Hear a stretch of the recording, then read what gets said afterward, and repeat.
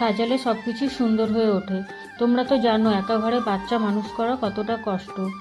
এই কাঠের বক্সটা শ্রিয়ন যখন মাত্র 8-9 মাসের বয়স ছিল, যখন ও হামা দিত তখন বানানো হয়। আমি যখন বাথরুমে যেতাম বা অন্য কোনো জরুরি কাজ করতাম তখন ওকে এই বক্সটার মধ্যে খেলনা দিয়ে বসিয়ে দিতাম, আর ও ওইখানে সেফলি বসে বসে খেলতো। আমিও নিশ্চিন্তে কাজ সেরে নিতে পারতাম। এইদিক ওইদিক একা থাকলে কখন কি করে বসবে, কখন পড়ে যাবে সেই চিন্তাও থাকতো না। তারপর যখন ও একটু বড় হলো তখন আর ও এর মধ্যে থাকতো না, এর মধ্যে রাখলে ও কান্না করতো। ওর পুরনো কথা মনে পড়ে গেছে, সেই জন্য কাঁদছে। তাই এই কাঠের বক্সটা ঘরের এক কোণে পড়েছিল, ব্যবহার বন্ধ হয়ে গেছিল। ভাবলাম ফেলে না রেখে এটাকে নতুনভাবে ব্যবহার করি, তাই এটাকে রিপেয়ার করে সুন্দর করে সাজিয়ে তুললাম। ওর এবার হাসি বেরোচ্ছে। আমার ইচ্ছা এটাকে একটা সুন্দর অ্যাকোরিয়ামের টেবিল বানাবো, এর ওপরে একটা অ্যাকোরিয়াম রাখবো।